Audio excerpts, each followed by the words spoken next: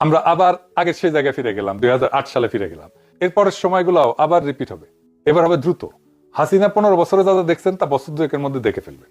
আপনারা সবাই দেখেছেন যে মামুনুল হককে বিজয় ঘোষণা করছে সব কয়টা মিডিয়া, তারপরে ওই খবর সবাই মুছে দিছে। তারপরে দেখি ববি আজাদ জয়, এরকম তো অনেক আসন হয়েছে।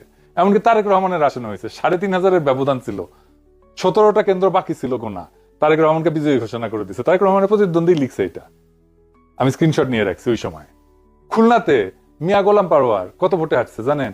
2000 ভোটে মাত্র। শুধু জামাত 5,000-এর কম ভোটে হাঁটছে এরকম আসনের সংখ্যা কত জানেন? 53টা। মূলত এই 53টা আসনে কারচুপি করে হারানো হয়েছে জামাতকে। কেউ কেউ বলে এটা 70টা। জামাত তাইলে প্রকৃতপক্ষে আসনগুলোতে জিতছে, কিন্তু ডিপ স্টেট সংখ্যা কমায় কয়টা দিতেছে? 70টা না কয়টা যেন দিতেছে, খয়রাতি। এটা তো বিএনপি শক্তি না, এটা ডিপ স্টেট, আওয়ামী লীগ আর প্রশাসনের শক্তি। তার উপরে ভর করে তারেক রহমান দেশ চালাবে। কেমন চালাবে বুঝেন? আমাদের প্রতিপক্ষ তো বিএনপি না, আমাদের প্রতিপক্ষ BNP plus Awami League plus deep state plus India. আপনি আর একটা আওয়ামী শাসন দেখবেন, লিখে রাখতে পারেন। আমরা আবার আগের সেই জায়গায় ফিরে গেলাম, 2008 সালে ফিরে গেলাম। এরপর সময়গুলো আবার রিপিট হবে, এবার হবে দ্রুত। হাসিনা 15 বছরে যা দেখছেন তা বছর দুয়েকের মধ্যে দেখে ফেলবেন। তারেক রহমানের যদি স্টেবিলিটি প্রায়োরিটি হইতো তাহলে ভোটটা তিনি ফেয়ার হইতে দিতেন।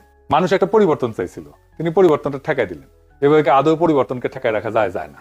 আর 3 নাম্বার স্ট্র্যাটেজি হইতেছে, আজকে যে শক্তি জামাত আর এনসিপির পিছনে দাঁড়াইছে সেই শক্তিকে সংহত কইরা পরের নির্বাচনের জন্য আজ থেকে প্রস্তুতি নেওয়া উচিত। এই নির্বাচন কিন্তু দেখাই দিল যে বাংলাদেশ এখনো গণতান্ত্রিক পরিপক্কতায় পৌঁছায়নি, কিন্তু এই ভোট প্রমাণ করলো একটা বিকল্প শক্তি উঠে এসছে। এই শক্তিকে আর থামানো যাবে না। আর বিএনপি যেহেতু আওয়ামী লীগ আর হাসিনার দেখানো পথেই যাইতেছে, তাই সে হাসিনার অন্তিম যে লক্ষ্য সেটার দিকেই যাবে। এটাই ইতিহাসের শিক্ষা। তবু আপনাদের জন্য শুভকামনা। আমরা লক্ষ্যে অবিচল থেকে আগায় যাব, জনগণকে সাথে নিয়ে যে আজাদির কাফেল আমরা শুরু করছি তার সাথেই যাব। দেখা হবে রাজপথে, দেখা হবে লড়াইয়ের মাঠে, দেখা হবে আবারও আগামী নির্বাচনে। আমরা আরো শক্তিশালী হয়ে আপনাদের সামনে আসব। ইনকিলাব জিন্দাবাদ।